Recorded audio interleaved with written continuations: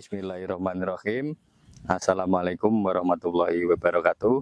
Ketemu lagi di channelnya Rozi Gru.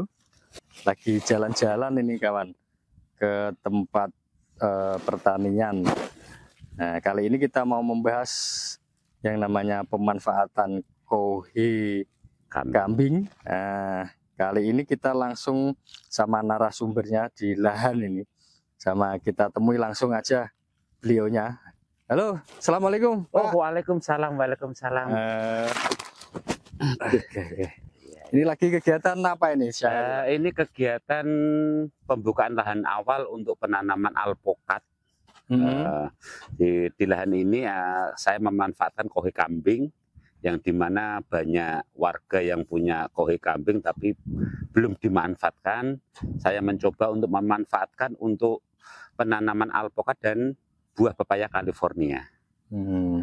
Jadi ini lahan yang puluhan tahun tidak dimanfaatkan karena dulu tanamannya bambu. Nah, ini saya babat semua, saya habiskan, dan ini saya bentuk untuk penanaman buah alpokat. Dan di situ karena lahannya agak sempit, jadi sementara untuk buah alpokat saya selingi dengan ini calon untuk pepaya. Jadi setelah jarak 6 meter dari lubang alpokat satu ke lubang alpokat yang lainnya, di sela-selanya kan saya isi untuk sementara saya selingi buah pepaya, budidaya pepaya California. Dan ini untuk penanaman alpokat saya sudah menggali kisaran 40 cm persegi untuk dalam 40. Sementara saya isi kohe kambing dulu. Setelah saya kohe kambing dulu, nanti akan saya campur dengan tanah sebagian. Kalau udah musim penghujan udah mulai tiba, nanti akan mulai saya tanamkan untuk alpokatnya tersebut dan untuk pepayanya. Kalau boleh tanya ini Pak, sebelum jauh nih, ya. Boleh perkenalan dulu ini sebenarnya nama atau nama perusahaannya jenengan ini? Oke, ini saya adalah petani alpokat Ngisor Waduk Gembong. Nah, Waduk Seloromo terkenalnya. Oh, Waduk Seloromo ya Pak. Jadi di mana untuk datarannya sini rendah, tapi saya berusaha untuk belajar penanaman alpokat. Jadi di tempat yang satunya alhamdulillah sudah berhasil, sudah jadi, makanya saya kembangkan di sini. Nanti bisa kita liput ke sana ya Pak? Oke, bisa. Kalau di sana udah buah, udah sekitar 2 bulan lagi udah mulai masa panen. Itu juga pupuknya pakai kohe? Pupuknya semua pakai kohe kambing, non kimia. Nah, ini kalau boleh tahu nih Pak, kenapa kok pakai kohe kambing, itu kelebihannya apa toh? Gini, kalau untuk saya, karena saya orang daerah, orang pedalaman, saya punya pola pikir untuk memanfaatkan limbah. Yang limbah di mana tersebut, limbah itu kebanyakan tidak difungsikan. Saya berusaha untuk menggunakan limbah tersebut, karena di daerah itu dari kemarin untuk pupuk kimia itu agak susah, untuk pembeliannya agak susah. Jadi saya coba menggali untuk kohe kambing saya manfaatkan, dan alhamdulillah hasilnya dari 4 tahun yang lalu di lokasi yang satunya alhamdulillah sudah berhasil. Dan di situnya bukan hanya buah alpokat, jadi saya tumpang sari, ada 3 tanaman di situ. Tanaman atasnya alpokat, terus saya seling dengan kopi, karena kopi juga harganya alhamdulillah lumayan bagus. Saya seling lagi untuk pepaya California.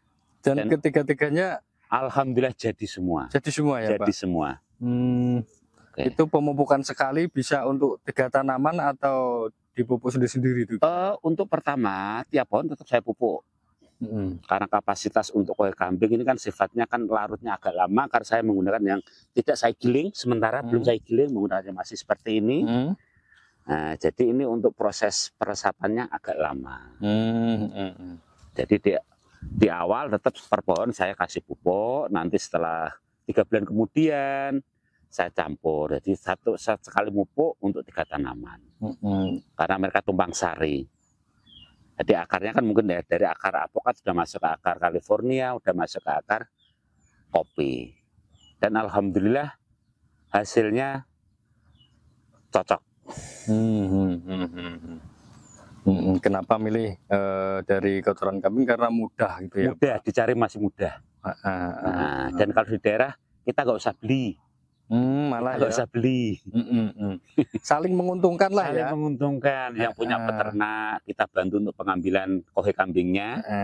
Dia udah nggak usah membersihkan, kita yang membersihkan. Dari kita yang harusnya membutuhkan pupuk, alhamdulillah bisa untuk kita pupuk tanaman. Jadi saling menguntungkan antara sisi satu dengan peternaknya. Kalau emang siapa tahu ada peternak-peternak yang punya kotoran yang menumpuk atau bermasalah dengan pupuknya, jenengan bisa siap mengambil ya Pak? Siap. Berapapun pupuknya saya berusaha untuk mengambil karena saya juga membutuhkan, dan itu nanti akan saya katakanlah bagi-bagikan pengalaman tersebut dengan lingkungan saya. Mungkin pertama saya berusaha untuk karena mereka juga belum menggunakan, sebagian belum menggunakan, saya pandu, inilah hasilnya, biar mencoba dulu. Bagi kawan-kawan yang belum kenal tadi, bisa menghubungi Pak siapa sini Pak? Nama saya Pak Gino, tepatnya alamat Desa Wonosekar, RT 2 RW 1, Gembong, Kabupaten Pati ya. Kabupaten Pati pastinya. Nomor HP mungkin ada Pak? Nomor HP 082 136 744 512. Oke, terima kasih. Siapa tahu ada yang bermasalah atau ribet dengan kohenya, bisa menghubungi beliaunya langsung. Nah, ini untuk tanaman pembukaan lahan saat ini berapa meter persegi ini Pak? Untuk ini sekitar 30 kali 40 meter. Dan situ di dalamnya muat jarak tanam 6 meter, itu muat 18 untuk alpukat, untuk pepaya California sekitar 180-an batang. Kita kasih jarak 2 meter. Nah, ini bukan cuma ngomong aja ya Pak, ada buktinya yang ada. Di kebun yang satunya udah berhasil, makanya saya mengembangkan lahan yang non produktif tersebut. Yang dulunya bambu banyak sekali tuh, sisanya masih masih banyak sisa tuh, masih itu sebelahnya juga masih pohon bambu banyak. Benar-benar. Mana kalau kita langsung ke lokasi yang satu aja Pak? Oke, siap. Biar mumpung cuaca masih bagus. Biar kita tidak dibilang kuat gitu Pak. Oh, ada buktinya ternyata. Oke.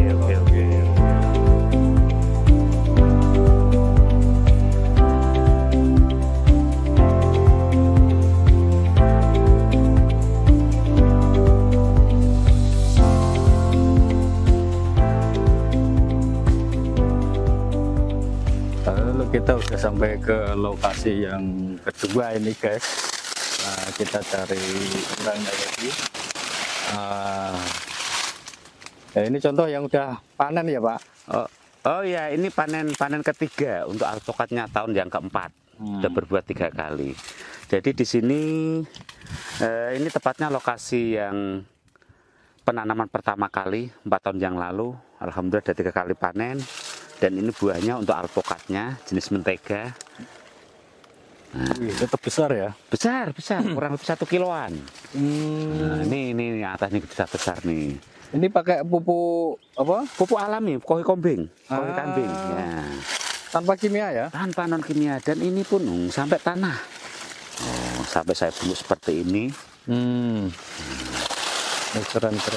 Ini berapa tahun itu Pak? Untuk mulai penanaman sampai sekarang 4 tahun. 5 kali musim penghujan berarti 4 tahun. 4 tahun. Itu udah panen berapa kali? 3 kali. Untuk alpukatnya 3 kali. Buah perdana tuh ya 1 pohon mungkin menghasilkan 5 sampai 10. Alhamdulillah untuk yang kemarin udah 1 pohonnya udah lumayan lah. Udah kisaran 20-an kilo. Karena kita bersifat alami menggunakan kambing. Jadi kita nggak bisa memporsir untuk tumbuh banyak buahnya. Tapi tanpa perangsang buah? Belum, sama sekali belum. Jadi kita sifatnya masih alami, organik ya. Nah, dan kalau untuk yang ini yang tadi saya sampaikan di kebun yang sana, nah ini bisa ini untuk kopi yang kemarin kata bulan 7 bulan 8 kita udah panen. Alhamdulillah sekarang udah mulai sampai segini lagi. Nah, nih. Ini tumpang sarinya ya? Tumpang sarinya. Nah. Ini beneran nggak pakai pupuk kohe kambing ini? Oh ini bawahnya nih. Ini bawahnya nih. Nanti dikira rekayasa. Nah, ini bawahnya. Masih ada. Dan kalau yang ini kan saya tutup. Yang di alpukat saya tutup. Ditutup di tanah ya Pak? Tutup di tanah. Biar kalau nanti hujan, musim penghujan dia nggak lari jauh. Walaupun untuk sampingnya udah saya gulut-gulut ya istilahnya. Dan ini tumpang sari lagi. Selain ini saya masih memanfaatkan singkong putih. Oh, ketela ya? Singkong ketela. Bentar dari sini biar singkong ketela ini ya nggak begitu banyak saya nanam sih, cuma untuk apalah istilahnya cangkingan lah, wong desa.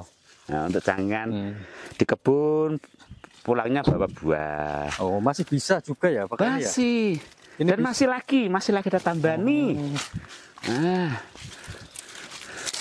Nih masih ada tambahannya lagi pepaya. Wis, iya. Ini juga berbuah ya? Berbuah nih banyak nih. Kalau ini besar-besar, udah panen beberapa kali ini semua. Umurnya berapa bulan ini kalau pepaya ini Pak? Kalau pepaya ini karena sifatnya saya tumpang sari, jadi 7 sampai 8 bulan lah. Kita udah mulai panen. Oh. 7 sampai 8 bulan udah mulai panen. Ini California ya? California. Oh, tapi kok ya gede-gede ngene ya. Pupuknya wani lah ngono ya. Nah, kita menggunakan memang kohe kambing kita yang alami.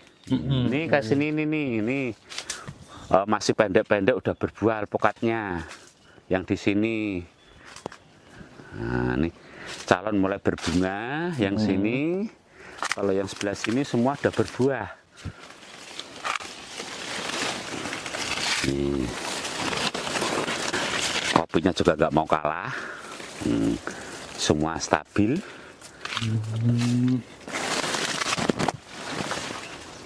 Ini kalau dijadikan bahan pakan bisa juga ya Pak? Bisa.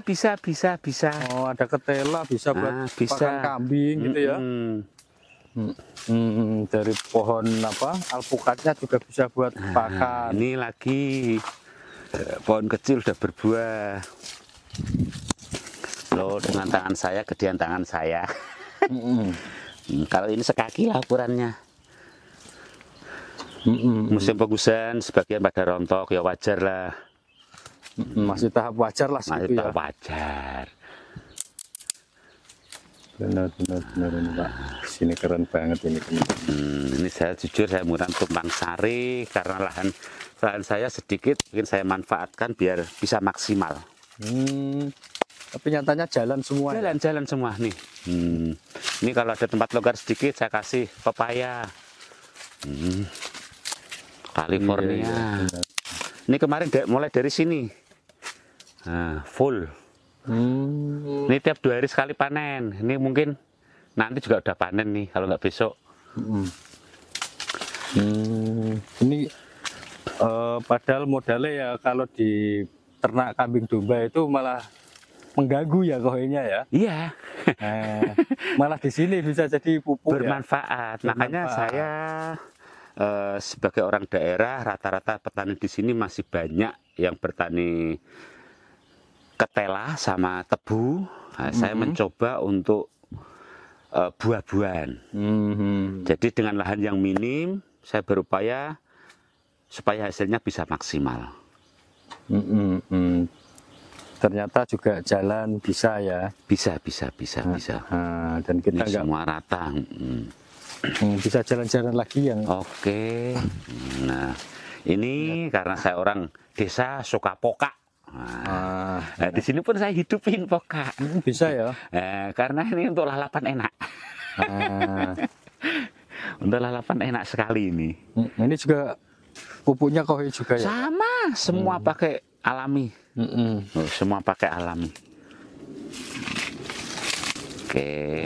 Oke guys, dan ini juga masih ada tumpang sari banyak saya karena lahannya sedikit, jadi berusaha untuk menanam apa yang kita bisa. Ini juga cabai, kemarin sudah dipanen, habis panen. Kemarin cabenya ini. Rata-rata untuk alpukatnya semua buah, walaupun belum banyak. Karena mungkin kekurangan air karena di sini di Tegalan. Jadi untuk pengairan saya rasa memang sangat-sangat kurang. Jadi saya juga bersyukur lah untuk pohonnya udah berbuah. Walaupun kita belum bisa mentarget per pohon sekian kilo atau sekian kintal, belum bisa. Cuma alhamdulillah udah mulai berbuah semua. Dan kemarin kan juga masih musim kemarau ya Pak? Iya, musim kemarau. Jadi masih, ya sebagian ini untuk ranting-rantingnya masih bagian kering. Semua hampir rata. Udah berbuah kecil-kecil. Ini juga banyak, masih pentil.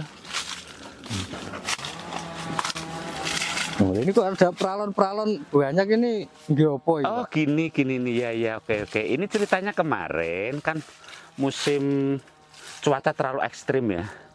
Jadi saya berusaha untuk mencarikan air. Dan jaraknya tuh dari sumber mata air sekitar 80 meter. Jadi saya berusaha untuk menggunakan alkon. Intinya yang penting sementara bisa bertahan hidup lah. Di musim kemarau. Di musim kemarau bisa bertahan hidup untuk kelangsungan hidupnya. Biar enggak sampai mati. Karena kalau mati kan sudah ketahuan. Kita kembali dari awal, dari nol ya intinya. 3-4 tahun lagi. 3-4 tahun lagi baru proses. Ya alhamdulillah kemarin saya carikan air dengan nyedot dari sungai dengan jarak 70-80 meter. Alhamdulillah bisa teraliri walaupun tidak maksimal, tapi seenggaknya bisa bertahan untuk hidup. Membuahkan hasil lah. Pengembangan dari sini tadi jenengan terus buka lagi yang di sana. Iya, karena dari sini yang untuk lahan istilah kalau orang daerah bilang Tegalan ya. Tegalan bukan nama kota maksudnya. Tegal itu tanah yang ada di hutan. Nah, kalau orang sini bilangnya Tegal. Ya, jadi saya berusaha untuk menanam buah alpukat sama kopi, alhamdulillah pepaya, alhamdulillah bisa dengan tempat yang seminim mungkin, walaupun mungkin untuk aturan juga kurang pas, tapi saya berusaha untuk mencoba. Kalau pemupukan masih percaya sama yang alami ya Pak? Ya intinya menggunakan pupuk alami karena untuk pupuk kimia harganya melonjak dan untuk pembelian juga susah. Kemarin susah. Nggak tahu kalau nanti musim ini saya belum cari info. Kalau kemarin susah di kelompok tani pun banyak kosongnya. Termasuk yang di karung-karung itu juga pupuknya itu? Oh iya ini sisa kemarin. Ini kohei kambing juga ya? Iya, kohei kambing karena kemarin itu udah saya pupuk semua, daripada saya buka mending di karung-karung lah, masih di karung. Belum sempat ya bukain ya. Nanti untuk memupuk yang mana yang perlu tambahan pupuk baru kita bagikan ke yang lain. Tapi sementara ini nggak ada kendala ya Pak dari pupuk kambing kok dikasihkan, maksudnya nggak diolah atau apa-apa, itu ada kendala nggak itu di tanaman? Selama ini asal pemupukannya kita teratur dalamnya nggak terlalu over dan jaraknya juga jangan terlalu dekat, kemungkinan aman. Yang saya alami aman. Dan kemarin saya mencoba, saya benar-benar coba untuk kohei kambing yang masih asli, saya pakai mekanisme yang agak dekat dengan pohon. Ternyata mati. Dan itu sungguh ada buktinya di sana. Dan lagi Pak, katanya kalau kohei kambing yang masih baru terus dikasihkan langsung itu bisa bermasalah buat tanaman gitu Pak? Untuk kohei kambing walaupun baru tapi tetap saya berusaha untuk saya keringkan. Saya keringkan dulu, setelah kering baru saya pupukkan, terus saya timpa dengan tanah. Jadi nggak berbentuk kohei kambing yang basah. Saya keringkan dulu. Kalau kekurangannya sendiri apa Pak dari pupuk kohei ini Pak? Kekurangannya mungkin ya dari jamur lah, intinya dari jamur. Oh, maksudnya gimana? Koi kambing kan banyak jamur, ya bisa ya, nanti bisa menyebabkan jamur akar segala macam. Makanya saya menggunakan untuk koi kambing masih terbatas. Untuk dosisnya, ada kapasitas untuk per pohonnya, tetap saya kasih, cuma ya sebatas, nggak berani terlalu banyak. Kalau berusaha diatasi gitu mungkin diolah dulu atau apa gimana? Ya, program kedepannya saya akan menggiling, kita fermentasi.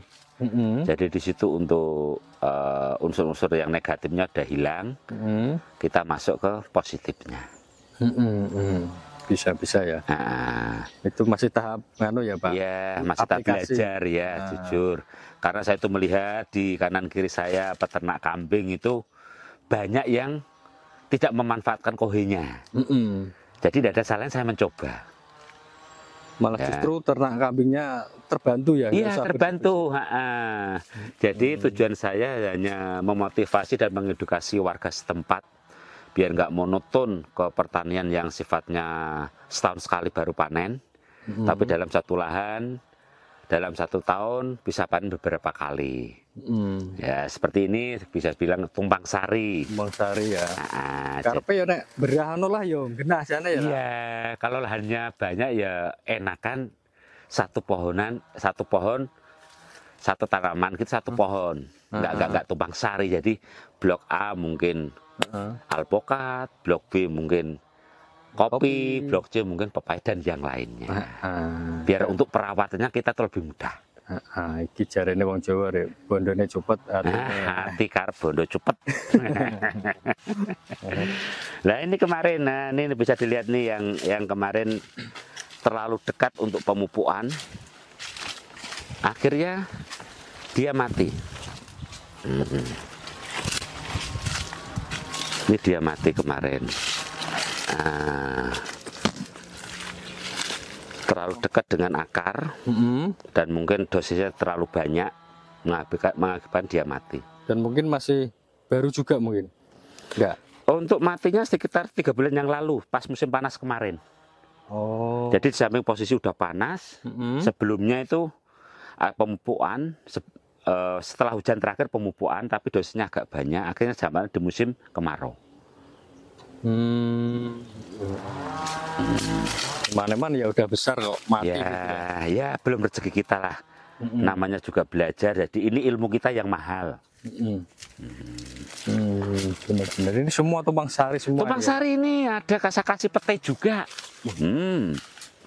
Ini pohon pete.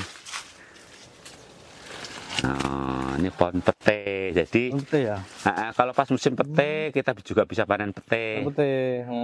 Benar-benar. Nah ini yang saya ingin tanyakan, katanya kalau terlalu rindang tanaman atau apa kan nggak berbuah gitu Pak. Ini kok nyatanya kok wis undung-undungan ya, nyatanya jalan kabeh gitu loh. Ya pada dasarnya kan mungkin apa ya, ya namanya tanaman juga perlu sinar matahari, perlu oksigen dan juga perlu makanan.